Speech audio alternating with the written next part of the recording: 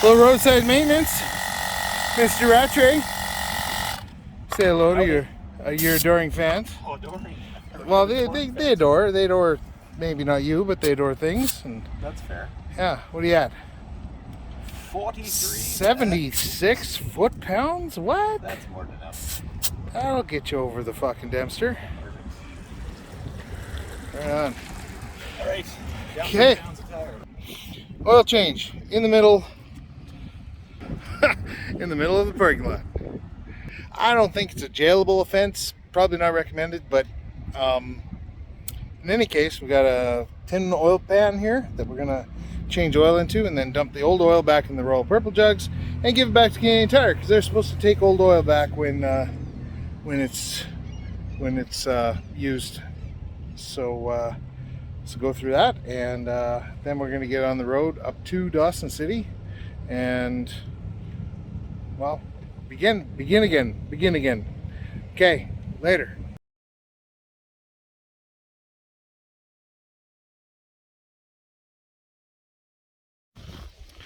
Well, we made it to the crossing to go sewer crossing.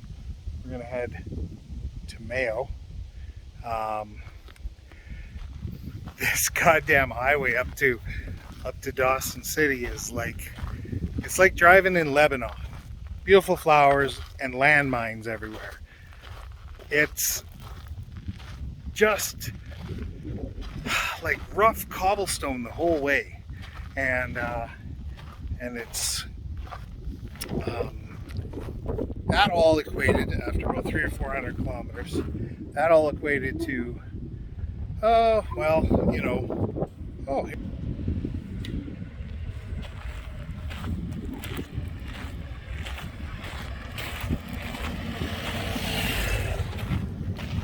well, that vibrating the fuck out of everything, and I stood up to give my legs a bit of a break, and Trent got on the radio and said, "Hey, something flew off your bike." I said, "No, nothing flew off my fucking bike."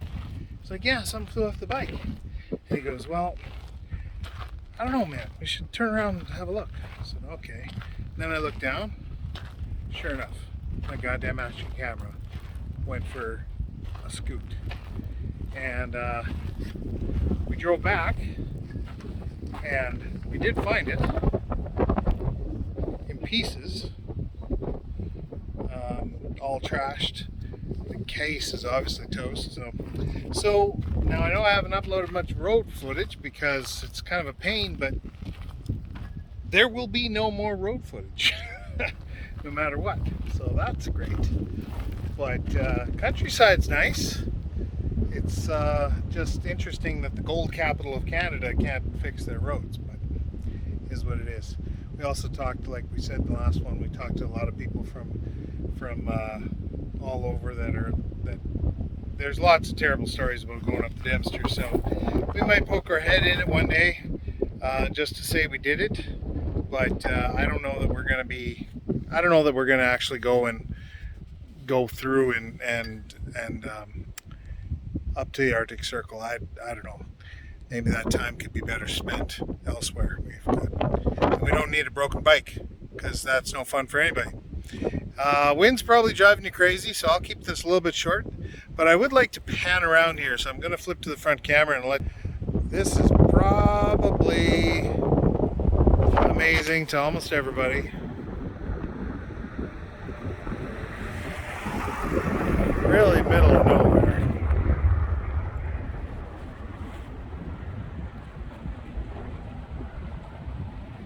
It's pretty bloody cool.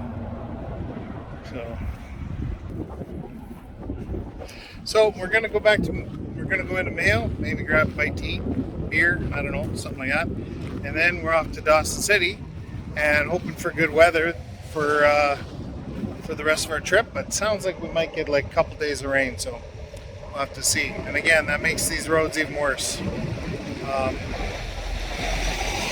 But time will tell. Later. Okay. Yeah. We're just wrapping up. What is it? 10:30? 10:30, 10:26. 10:26. So oil change done, tires checked, chain checked. Just putting stuff away right now. But so Trent and I were talking last night about going up the Dempster and what that means, putting it in perspective. And we're running into, how many people are we running into saying? First guy drove over to tell us road was not great. Dempster was the Dempster, and then the second guy, he came over to see how we were doing, which direction we were going in, and he's been stuck in Whitehorse now for 5 days, waiting for parts for his Africa Twin, not Harley. Common bike, common bike for up here, and a Honda dealer across the street. So he's like, should be able to get parts. They ran out of fork seals. They ran out of fork seals, yeah. For Africa Twins, and he's been stuck in town now for 5 days, can't go anywhere. And he said there was 2 pots of gold at the end of the Dempster right now, and he knew that where they were, he wouldn't even. He's not going, no. So, and he looked pretty seasoned.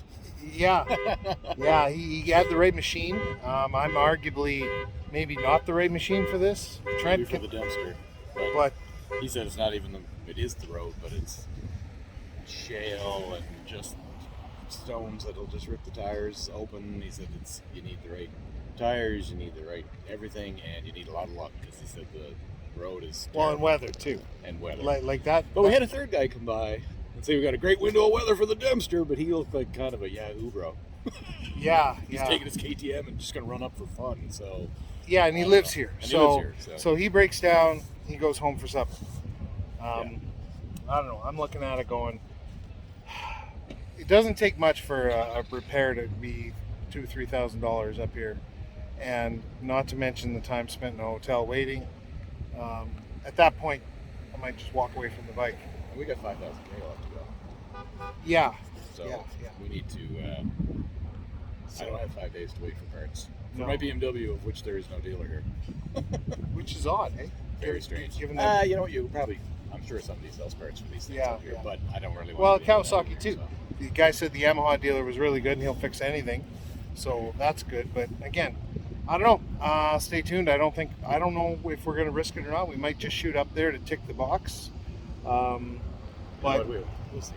We're still doing the top of the world highway, which is to me just as good.